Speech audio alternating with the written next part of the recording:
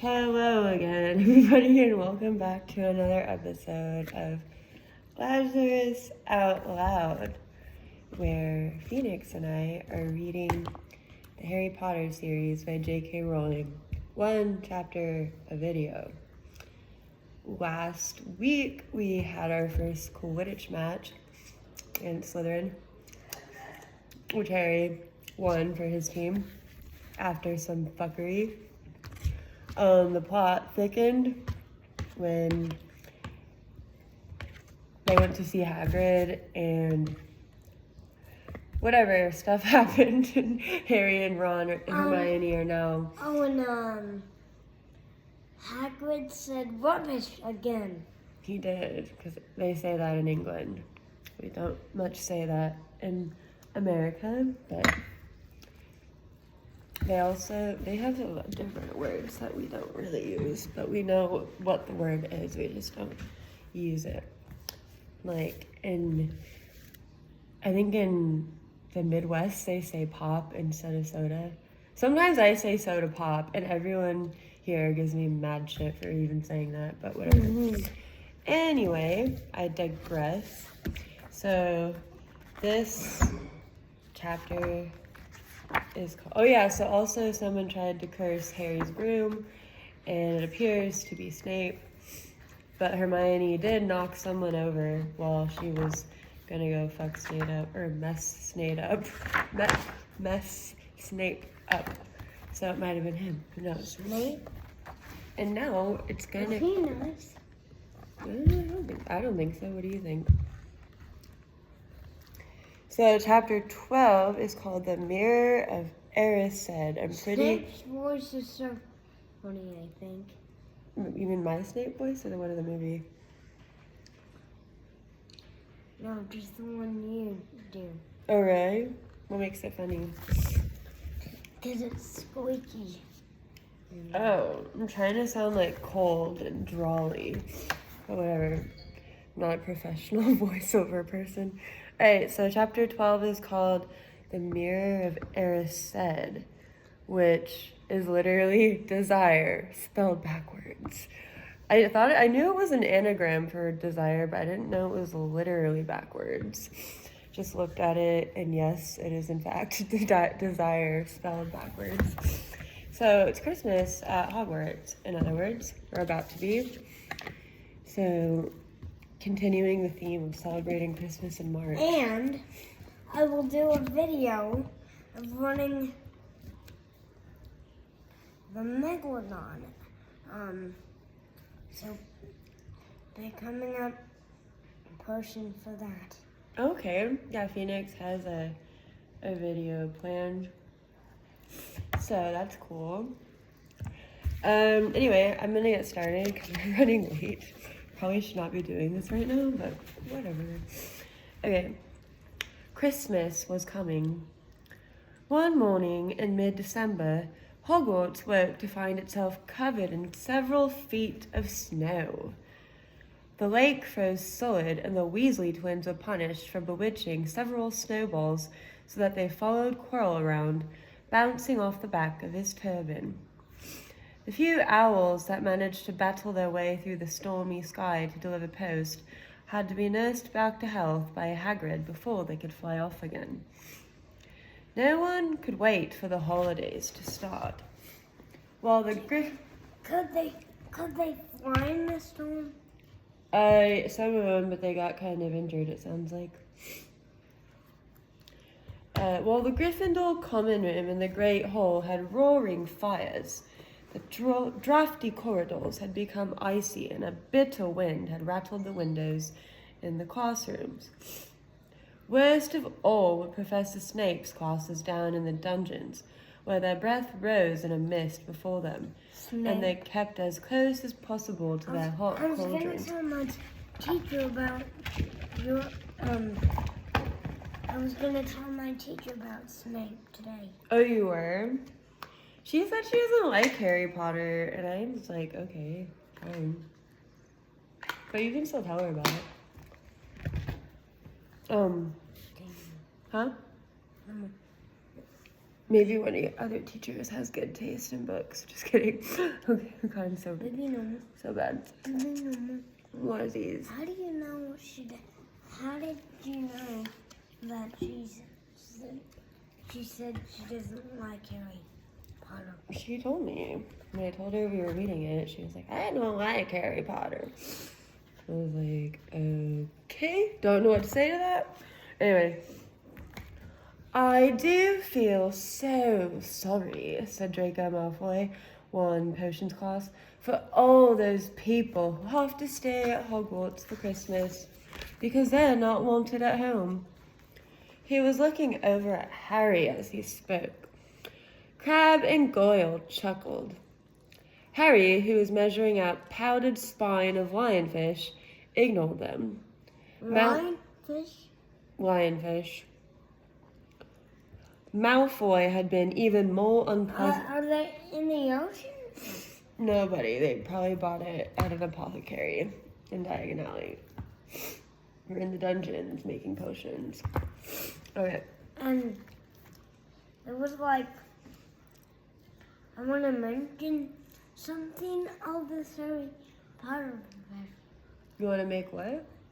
I want to start doing Harry Potter toys in Oh, in bookstores? yes, but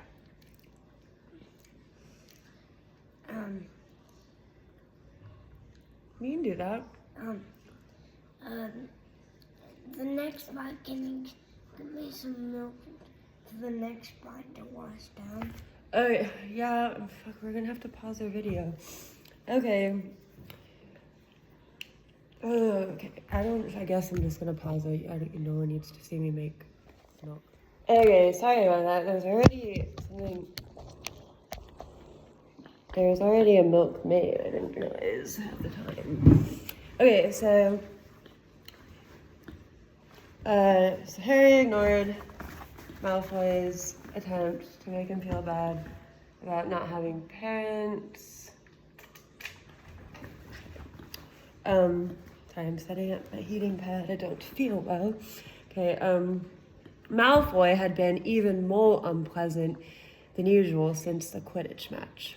Disgusted that Slytherin had lost, he had tried to get everyone laughing at how a wide-mouthed tree frog would be replacing Harry. I want to mention everything we found at the bookstore yesterday. Okay, we can do that. We found a head wig, and then this cool doggone alley set.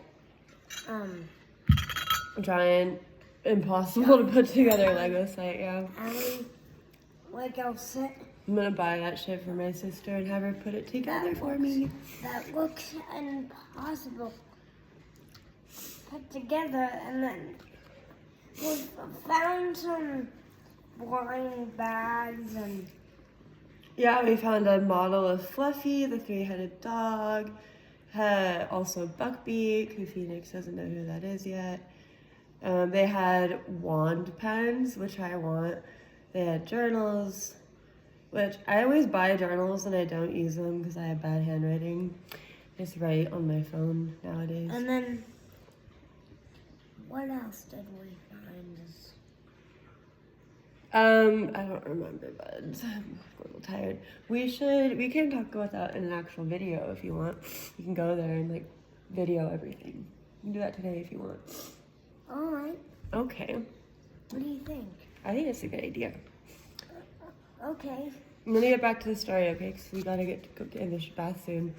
Okay, disgusted that Slytherin had lost, he had tried to get everyone laughing at how a wide-mouthed tree frog would be replacing Harry as Seeker next. Then he'd realized that nobody found this funny, because they were all so impressed at the way Harry had managed to stay on his bucking broomstick. So Malfoy, jealous and angry, had gone back to taunting Harry about having no proper family. It was true that Harry wasn't going back to Privet Drive for Christmas. Professor McGonagall had come round the week before. So he's never going back to Privet Drive? No, he does have to go back there during the summers every year for reasons that you find out in the very last book. but Do he... we have the very last book? Not yet, but I think actually it's in Grandpa's closet, a really old copy of mine. Should check before I buy one, since it's not illustrated anyway. So, Professor McGonagall had come round the week before, making a list of students who would be staying for the holidays, and Harry had signed up at once. He didn't feel sorry for himself at all. This would probably be the best Christmas he'd ever had. Anyone messing around in her class? Well, they can probably mess around during this winter break, because there was no school during the winter break. Ron and his brothers were staying too. And, what we are doing is going to NASCAR. That'll be pretty fun. Yeah, that's it. This coming Friday, Saturday, Sunday. Nice. I don't know what time it is. Whatever, we'll figure it out. Okay, I won't be going Friday because I have to work, but we'll see about Saturday and Sunday, depending on the time and my sleep schedule. Okay, bud, I'm gonna read. Ron and his brothers were staying too because Mr. and Mrs. Weasley were going to Romania to visit Charlie. When they left the dungeons at the end of potions, they found a large fir tree blocking the corridor ahead. 2 enormous feet sticking out at the bottom and a loud puffing sound told them that Hagrid was behind it. "Hi, Hagrid, want any help?" Ron asked, sticking his head through the branches. "No, I'm all right. Thanks, Ron."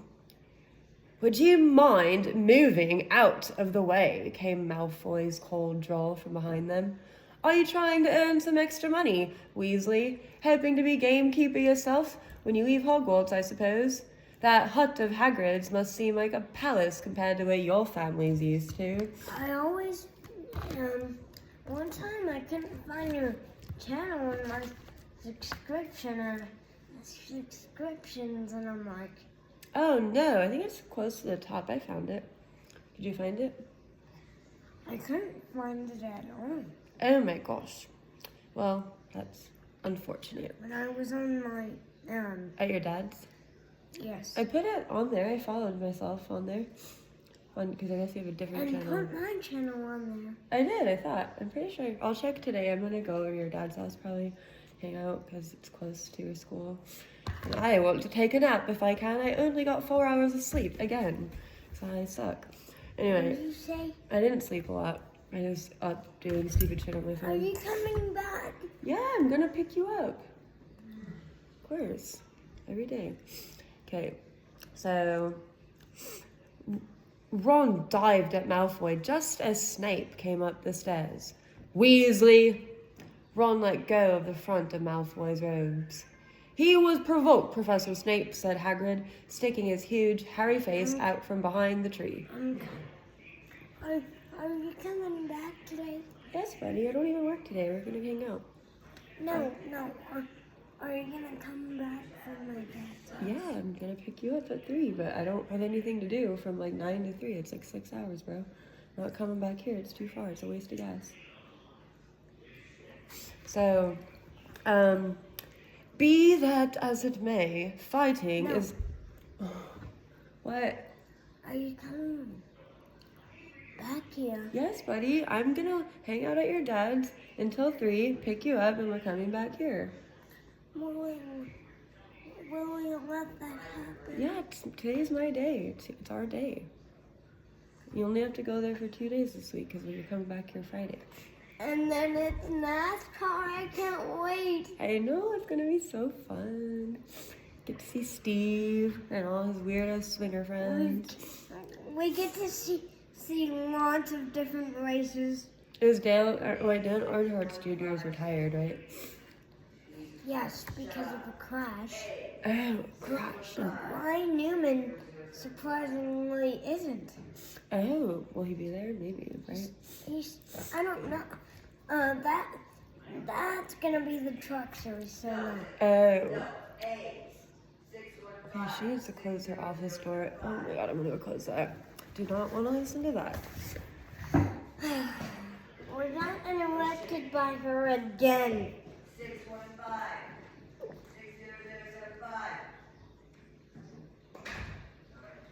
Why'd you close your door? What? Why'd you close your door? Yeah. Okay, anyways. Why did you close? Because I don't want to listen to her yelling on the phone at all. Anyway, I can still hear it, but whatever. So, back to the story. We gotta go move on, sorry. Being hella irresponsible right now. Be that as it may, fighting is against Hogwarts rules, Hagrid, said Snape silkily. 5 points from Gryffindor, Weasley, and be grateful it isn't more. Move along, all of you.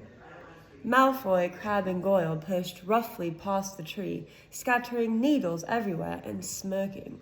Oh, get him, said Ron, grinding his teeth at Malfoy's back. One of these days I'll get him. I hate them both, said Harry, Malfoy and Snape. Come on, cheer up, it's nearly Christmas, said Hagrid. Tell you what, come with me and see the Great Hall, looks a treat. And here... Oh, Snape's gonna be upset. Got waffle on this picture, oops. Snape's gonna be upset. There's Ron. Snape's gonna be upset. About what? If he would... Ron is rather unfortunate looking, but it's a cool picture. So if he leaves the classroom, I think he's gonna be upset. Oh, Snape is always upset. He just is a sour person, not a happy guy. But, I think he's gonna be upset if he leaves. Probably. I don't know about these. But he already left. He's walking away. Okay, so the Great Hall apparently looks impressive. It's not time to go home yet. No, buddy, just read the chapter, please. It's kind of a long one, I think, and we have to get you in the bath. We're going to be late for school, whatever. Anyway, so Harry, Ron, and Hermione followed Hagrid and his tree off to the Great Hall, where Professor McGonagall and Professor Flitwick were busy with the Christmas decorations. Ah, Hagrid, the lost tree. Put it in the far corner, would you? The hall looked spectacular. Festoons of holly and mistletoe hung all around the walls, and no fewer than 12 towering Christmas trees stood around the room, some sparkling with tiny icicles, some glittering with hundreds of candles. Try not to bump the table, buddy. Okay. Why'd you say try not to bump the Because it knocked the phone over. Just be careful, okay? Anyway. How many days you got left until your holidays? Hagrid asked. Just one, said Hermione. And that reminds me. Harry, Ron, we've got half an hour before lunch. We should be in the library. Oh, yeah, you're right, said Ron, tearing his eyes away from Professor Flitwick, who had golden bubbles blossoming out of his wand and was trailing them over the branches of the new tree. Hermione, you're gonna go home. No, Ron's staying, actually, because his parents are going to Romania to visit the older brother, Charlie, who works with dragons there. What about, Hermione's going back to her Muggle family. Her parents are dentists. Okay, buddy. Okay. The library, said Hagrid, following them out of the hall. Just before the holidays. Bit keen, aren't you? Oh, we're not working, Harry told him brightly. Ever since you mentioned Nicholas Flamel, we've been trying to find out who he is. You what? Hagrid looked shocked. Listen here. I've told you, drop it. It's nothing to do with that dog's garden. We just want to know who Nicholas Flamel is, that's all, said Hermione. Unless you'd like to tell us and save us the trouble, Harry added. We must have been through hundreds of books already. We can't find him anywhere. Mama. Just give us a hint. Mama. I know I've read his name somewhere. I'm saying nothing, said Hagrid flatly. Just have to find out for ourselves then, said Ron, and they left Hagrid looking disgruntled and hurried off to the library. They had indeed been searching books for Flamel's name. Ever since Hagrid had let it slip. This is too big. Okay. Because how else were they going to find out what Snape was trying to steal? The trouble was, it was very hard to know where to begin, not knowing what Flamel might have done to get himself into a book. He wasn't in great wizards of the 20th century, or notable magical names of all time. He was missing too from important modern magical discoveries and a study of recent developments in wizardry.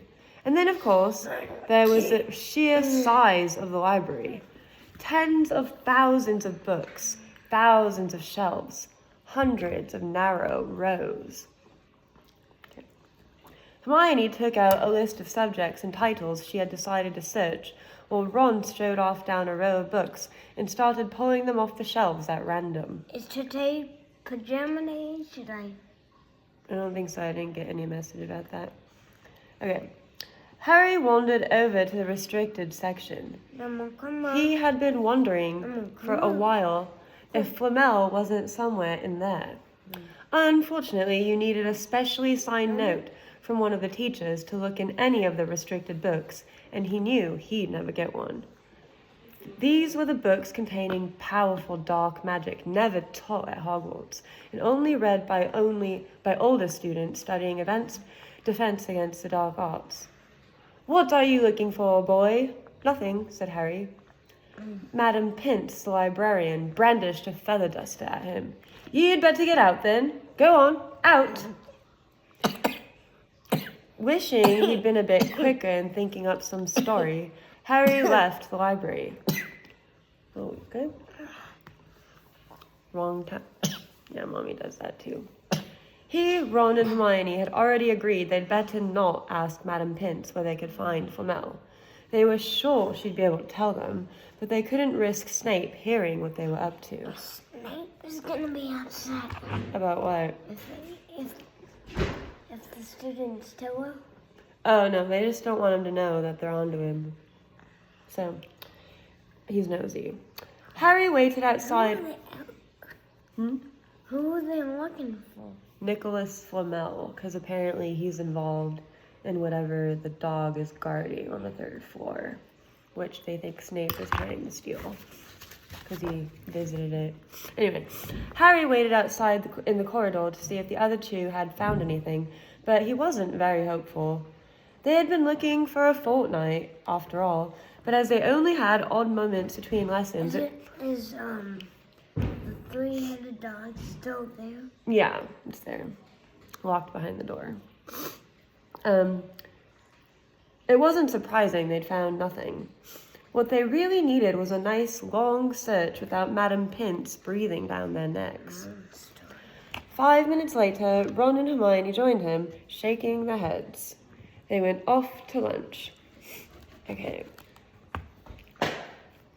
Oh. Okay, sorry about that. The doctor was calling. Anyway. Okay. Where are we at? So, "You will keep looking while I'm away," said Hermione, "and send me an owl if you find anything." Are you done? Yes. Okay. Anyway, so... You just bumped into me. Ow! Fuck.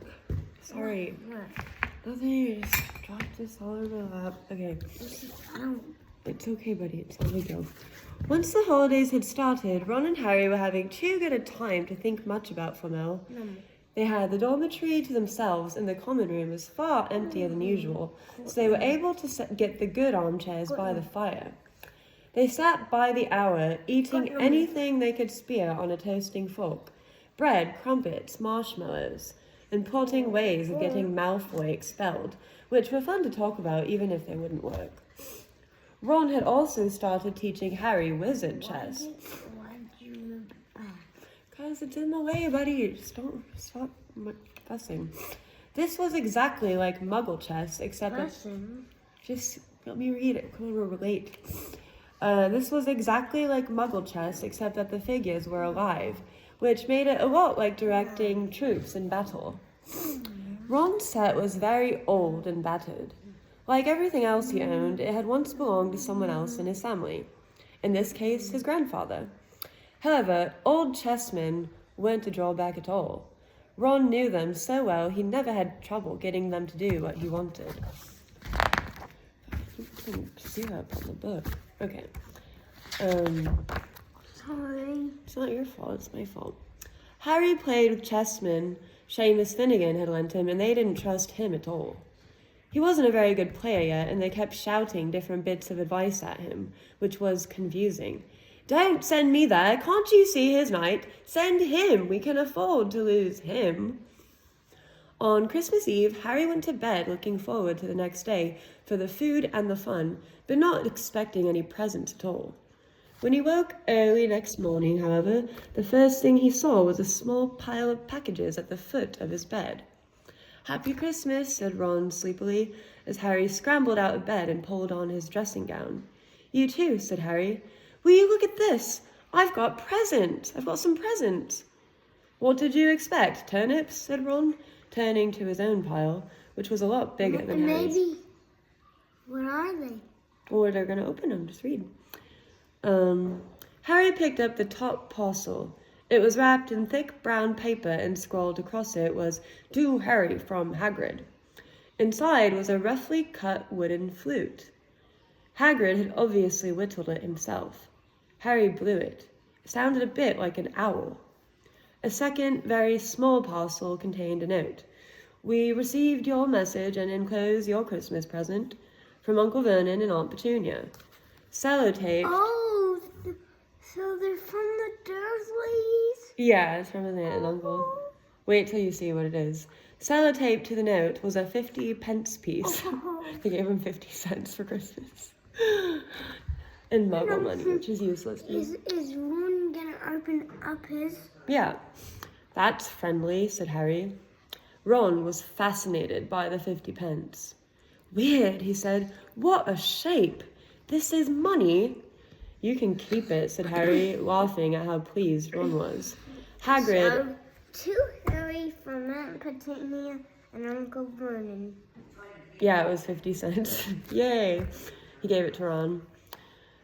Hagrid and my aunt and uncle, so who sent these?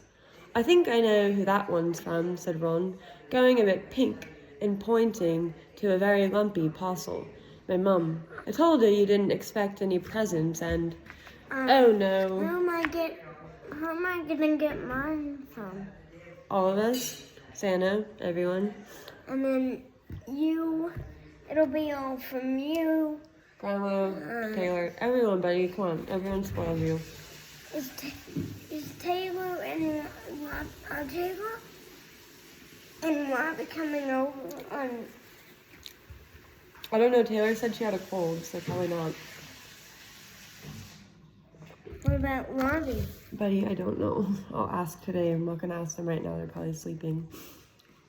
Okay. Oh no, Ron groaned. She's made you a Weasley jumper. Harry had torn open the parcel to find a thick, hand-knitted sweater in emerald green and a large box of homemade fudge. Every year she makes us a jumper, said Ron, unwrapping his own, and mine's always maroon. That's really nice of her, said Harry, trying the fudge, which was very tasty. His next present also contained sweets, a large box of chocolate frogs from Hermione. This left only one parcel. Harry picked it up and felt it. It was very light. He unwrapped it. Something fluid and silvery gray went slithering to the floor, where it lay in gleaming folds. Ron gasped. I've heard of those, he said in a hushed voice, dropping the box of every flavor beans he'd got from Hermione. If that's what I think it is, they're really rare and really valuable. What is it? Harry picked... this is cool, watch this. Harry picked the shining silvery cloth off the floor. It was strange to the touch, like water woven into material. It's an invisibility cloak, said Ron, a look of awe on his face. I'm sure it is. Try it on. Pay attention. Harry threw the cloak around his shoulders and gave Ron a yell. It is! Look down! Harry looked down at his feet, but they had gone. He dashed to the mirror. Sure enough, his reflection looked back at him, just his head suspended in midair, his body completely invisible. He pulled the cloak over his head, and his reflection vanished completely. He has because of the thing that can make him invisible. Mama. There's a note, said Ron suddenly. A note fell out of it. Harry pulled off the cloak and seized the letter. Written in narrow, loopy writing he had never seen before were the following words. Your father left this in my possession before he died. It is time it was returned to you. Use it well. A very Merry Christmas to you. There was no signature. Harry stared at the note. Ron was admiring the cloak. I'd give anything for one of these, he said. Anything. What's the matter? Nothing, said Harry. He felt very strange. Who had sent the cloak? Had it really once belonged to his father? Before he could say or think anything else, the dormitory door was flung open, and Fred and George Weasley bounded in. Harry stuffed the cloak quickly out of sight. He didn't feel like sharing it with anyone else yet. Merry Christmas! Hey, look, Harry's got a Weasley jumper too.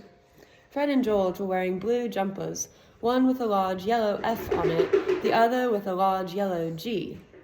Harry's is better than ours, though, said Fred, holding up Harry's jumper. She obviously makes more of an effort if you're not family.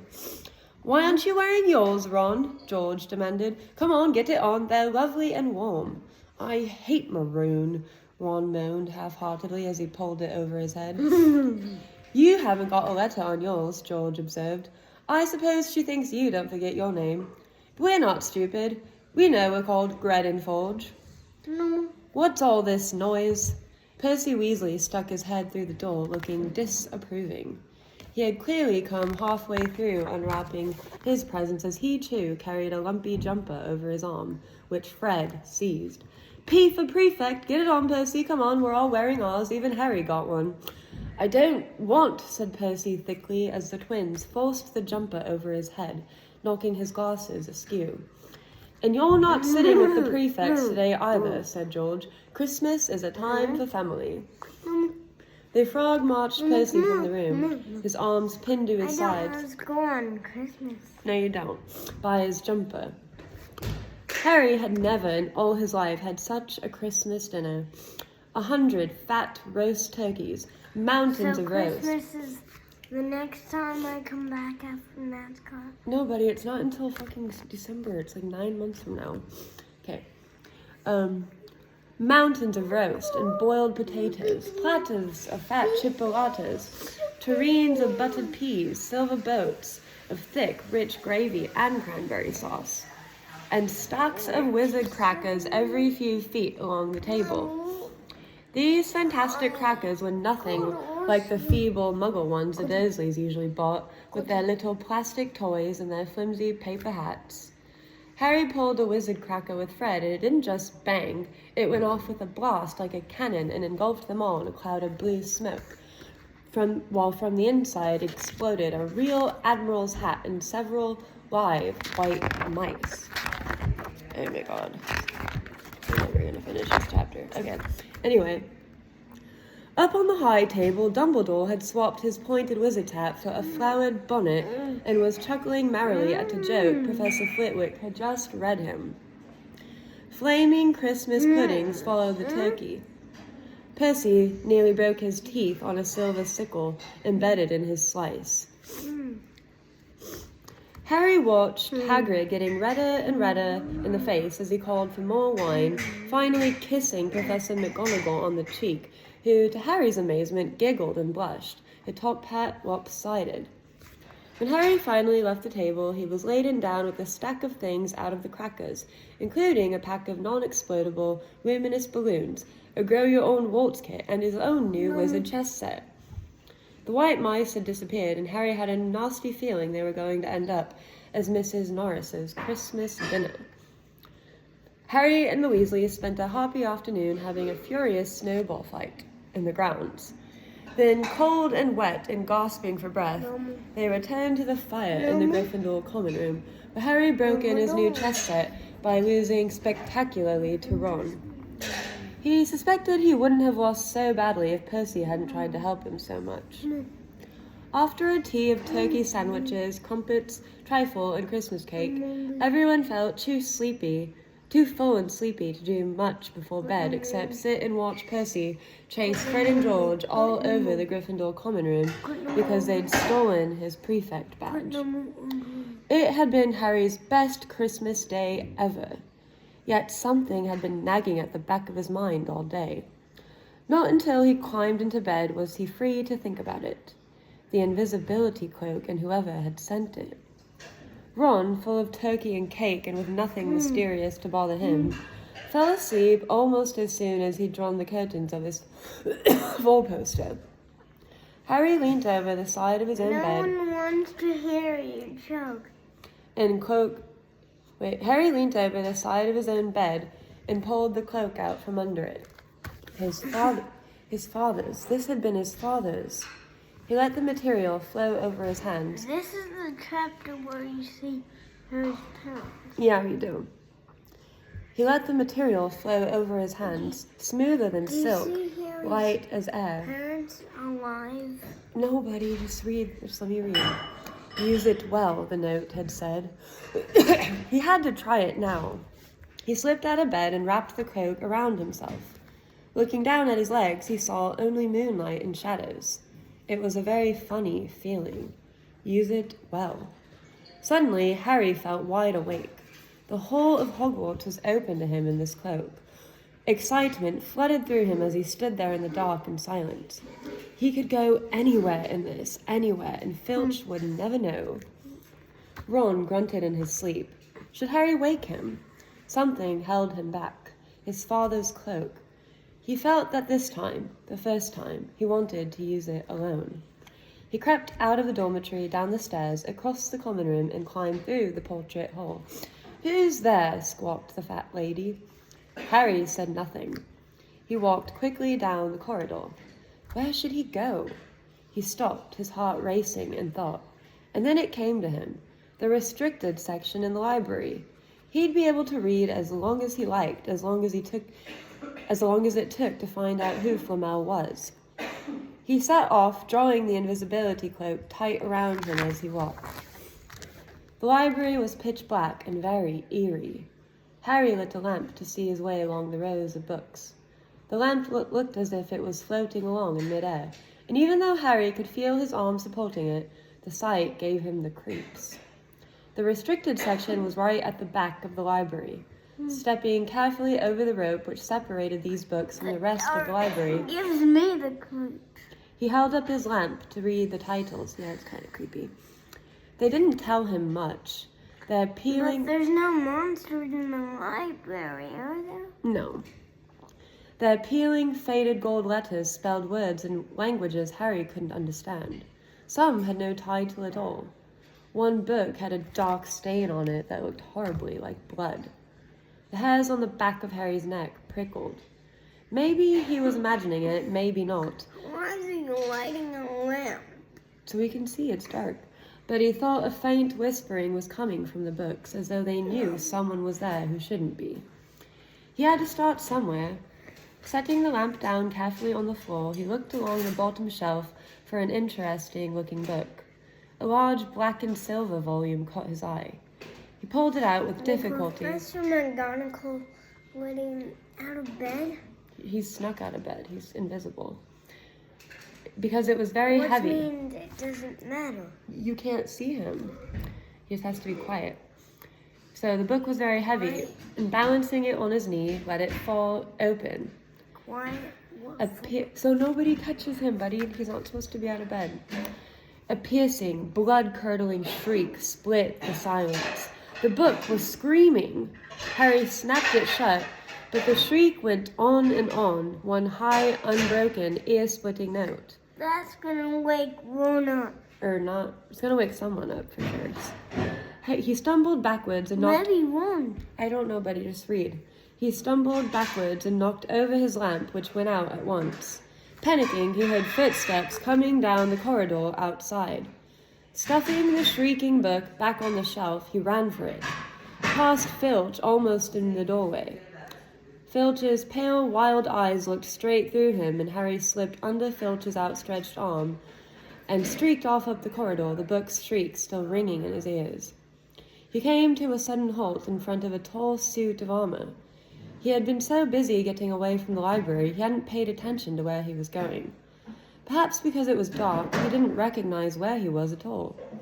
There was a suit of armor near the kitchens, he knew, but he must be 5 floors above there. You asked me to come directly to you, Professor, if anyone was wandering around at night, and somebody's been in the library. He's Restricted not supposed to be section. out of bed. No, he's not. Why is he out of bed? Because he has an invisibility cloak. He wants to explore. Harry felt the blood drain out. You really shouldn't explore at night. It's okay, just read. Harry felt the blood drain out of his face. Wherever he was, Filch must know a shortcut because his That's unfamiliar. soft, greasy voice was getting nearer, and to his horror, it was Snape who replied. The restricted section. Well, they can't be far. We'll catch them. Is he gonna put him back in bed? Buddy, just read the book. Harry stood rooted to the spot as Filch and Snape came around the corner ahead. They couldn't see him, of course, but it was a narrow corridor, and if they came much nearer, they'd knock right into him. The cloak didn't stop him being solid. He backed away as quietly as he could. A door stood ajar to his left. It was his only hope. He squeezed through it, holding his breath, trying not to move it, and to his relief, he managed to get inside the room without their noticing anything. He walked straight past, and Harry leaned against the wall, breathing deeply, listening to their footsteps dying away. That had been close, very close. It was a few seconds before he noticed anything about the room he had hidden in. It looked like a disused classroom. The dark shapes of desks and chairs were piled against the walls, and there was an upturned waste paper basket. But propped against the wall facing him was something that didn't look as if it belonged there.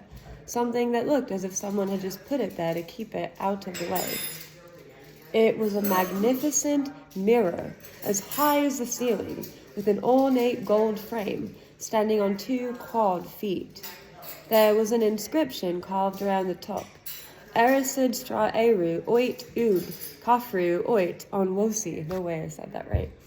His panic fading now that there was no sound of Filch and Snape, Harry moved nearer to the mirror, wanting to look at himself, but see no reflection again. He stepped in front of it. He had to clap his hands to his mouth to stop himself screaming. He whirled around. His heart was pounding far more furiously than when the book had screamed. For he had seen not only himself in the mirror, but a whole crowd of people standing right behind him. But the room was empty. Breathing very fast, he turned slowly back to the mirror.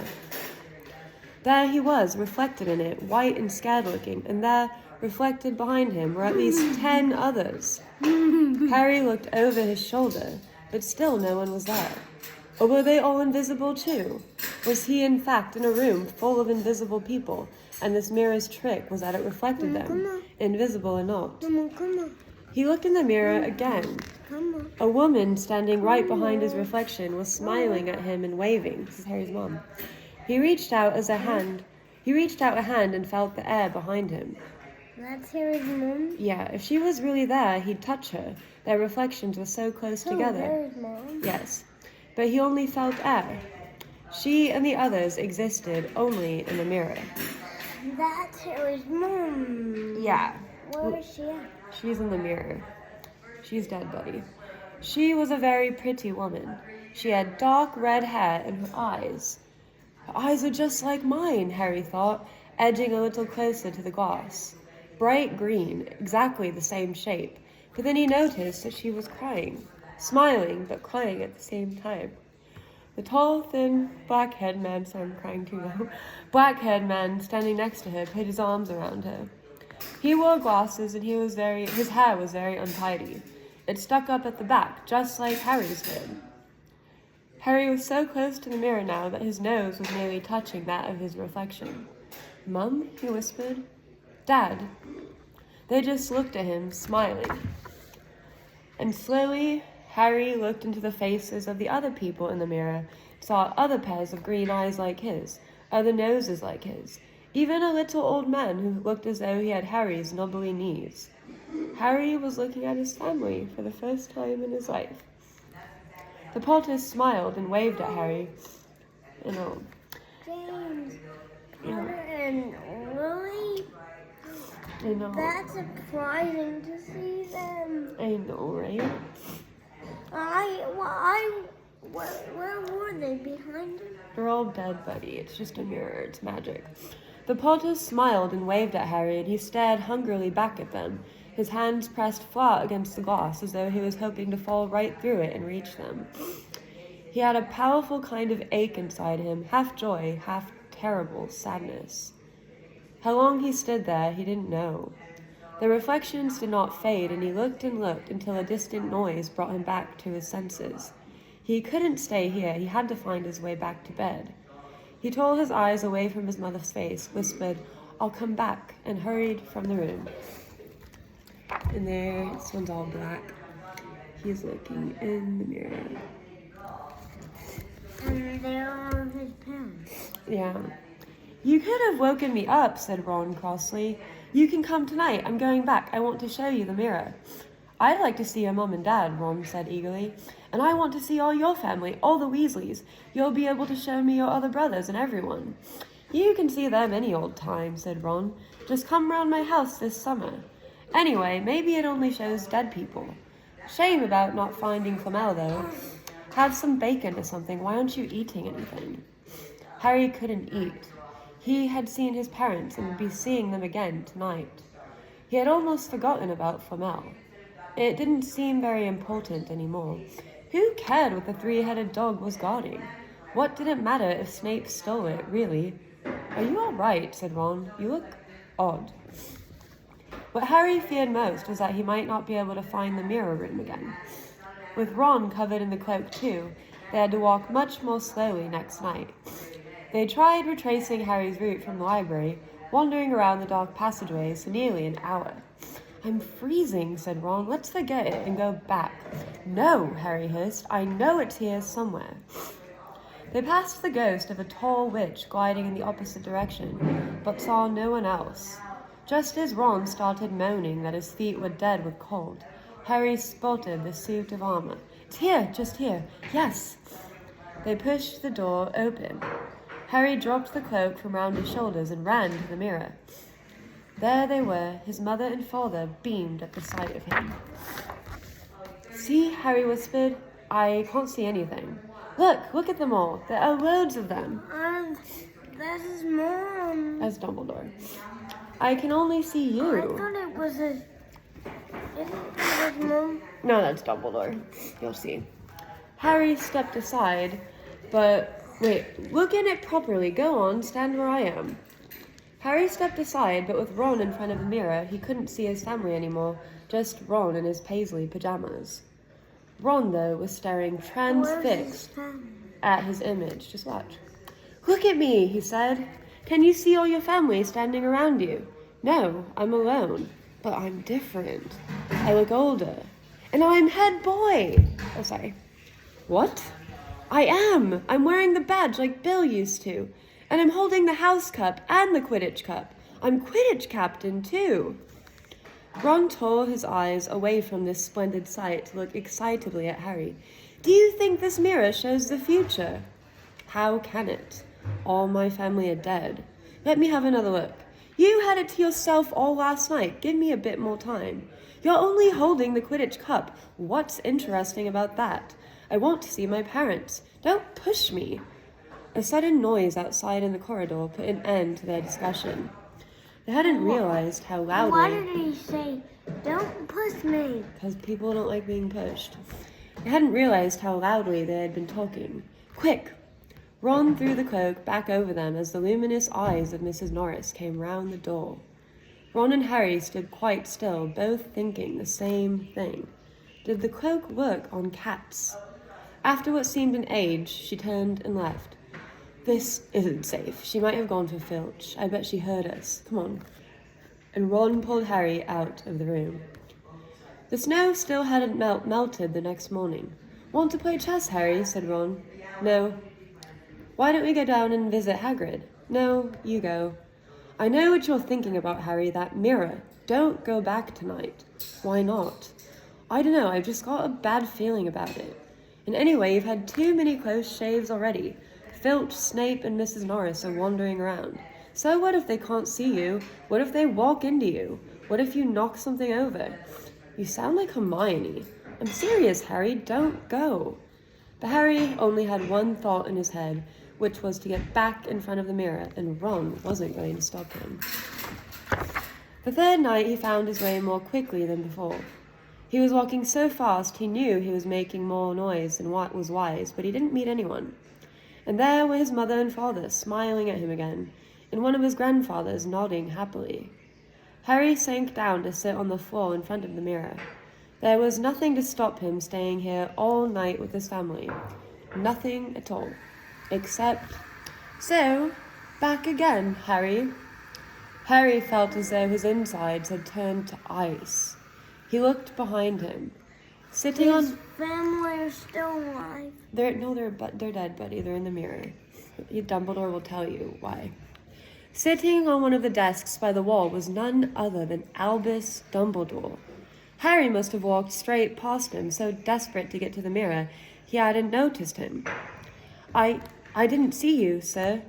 Strange how short-sighted being invisible can make you, said Dumbledore, and Harry was relieved to see that he was smiling.